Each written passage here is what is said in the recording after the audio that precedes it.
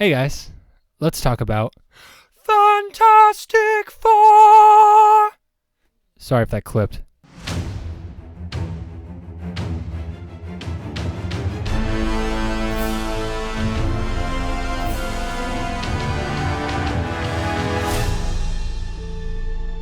Hey guys, back at the desk, here for another review. Again, this is going to be a long chain of reviews that I still need to catch up on because I haven't been on my channel in the last month or so. It's been rather depressing and I've been rather procrastinating. Procrastinative? Is that a word? I don't know. Anyways, yeah, so Fantastic Four, The First Steps. It's kind of funny that every 10 years there just seems to be a Fantastic Four movie coming out. Maybe we should just keep this a trend. 2035 we have Fantastic Four The Second Steps come out. Tailing the end of Thunderbolts, we got a nice little Easter egg in the post-credits scene that the Fantastic Four were coming next. We already knew this. They announced that they were filming this last year and filmed part of it at Trilith, I think. Maybe. I can't remember. But anyways, we've seen many renditions of the Fantastic Four. There was that canceled version in the 90s. There was the nostalgic 2005, 2007 movies with the Fantastic Four. Chris Evans as Johnny Storm and I can't remember the last name. I'll put it right here. But yeah, he played Reed Richards.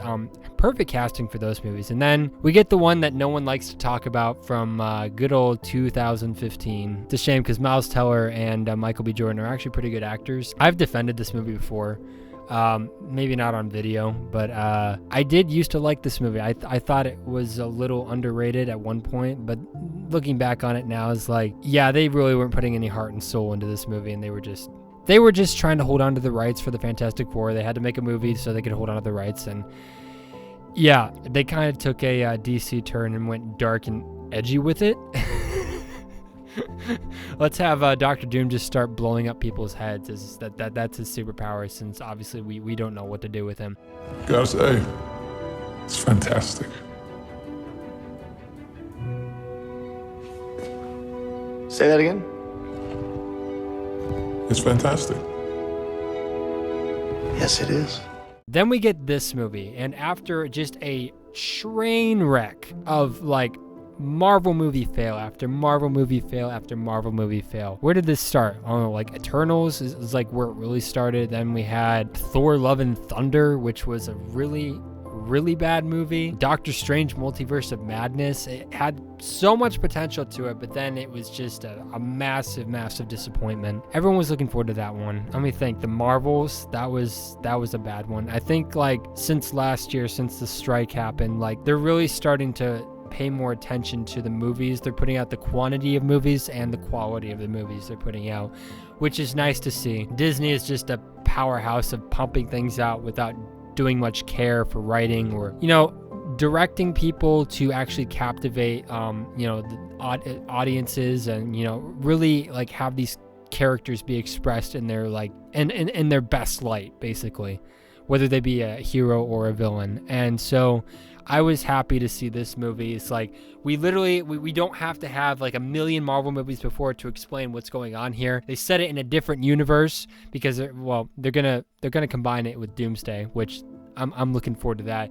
But they set it in another universe, so like we don't have to rely on anything else. We're literally just like we're introduced to this family who's like they went into space, they got these powers, and now they're basically the protectors of the world. I really like the retrofit that they did on this movie. I think it's cool how comic book accurate it was. It's like this last month of July, we've had two of the most comic book accurate movies come out, and funny enough, like we have a movie came out about like the very first like comic book superhero, and then we have a movie coming out with the very first Marvel superhero, Human Torch. So yeah, it was a really cool month for superhero movies. And yeah, Fantastic Four I think really hit the mark with a lot of audiences. I know people have mixed reviews about it. Some people, I have a few friends that do, but I love this movie. My dad loved this movie. It was cool watching this in the theater. It was cool. We got a freaking comic book accurate Galactus finally. Like that was pretty intimidating to watch. Yeah, so there's probably going to be spoilers up ahead. Just watch out anyways. So yeah, like the Fantastic Four, they're this family of superpowered people living in the middle of Manhattan. They went on to, like, some of you know the story of the comic. They went into space for a science experiment. They came back because with these powers because they flew through some cosmic rays and it altered their genetics. And so Johnny, he can he's literally a human torch. He can he has the power to like manipulate fire and just like use fire and like become fire. Mr. Fantastic, he can stretch as far as he wants to, and he's like one of the smartest men in the world. Sue Storm, she can create force fields and she can turn invisible. She's the Invisible Woman.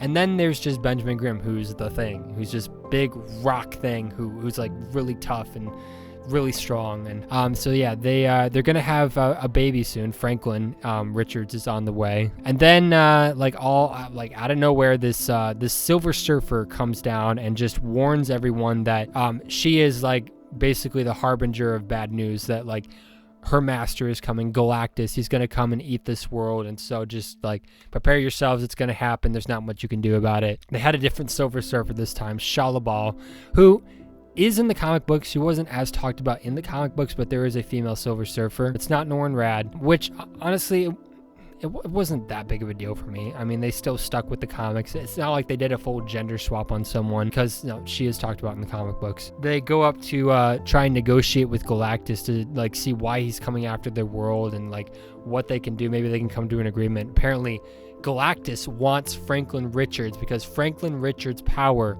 will be able to end Galactus's curse to like have a hunger for worlds and have to devour worlds to live.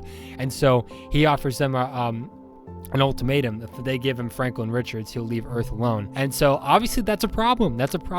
Reed and Sue aren't going to give up their kid to save the world. Like, that's just, no human life like should be sacrificed like just because of this. Like, and so that starts this whole thing where they're gonna try and find a way to get Galactus away from Earth, like for like a long time. And the solution to how they do that is really cool.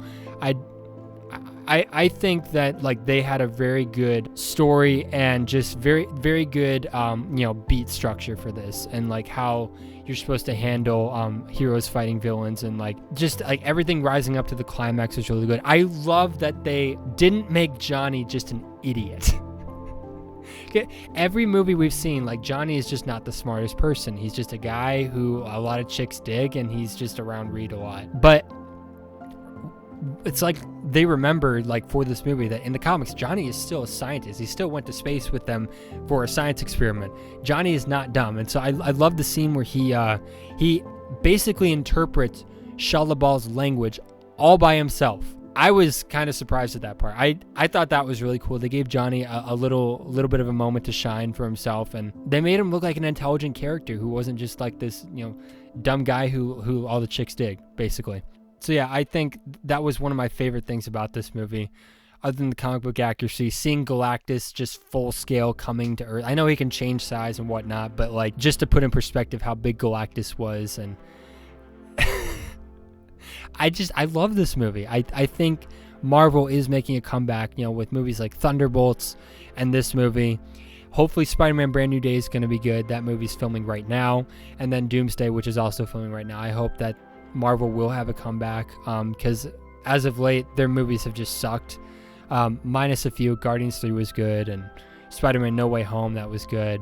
Deadpool and Wolverine did well. Wasn't my favorite, but you gotta admit, like, they did a good job at bringing that thing out, because like Ryan Reynolds and Hugh Jackman fought for that movie to get made against the whole Disney and Marvel bureaucracy that was going on. So props to them for that. It wasn't my favorite, but it did well. But anyways, yeah, Fantastic Four: First Steps. I think it's a very good lead up into the next movie. That post-credits scene.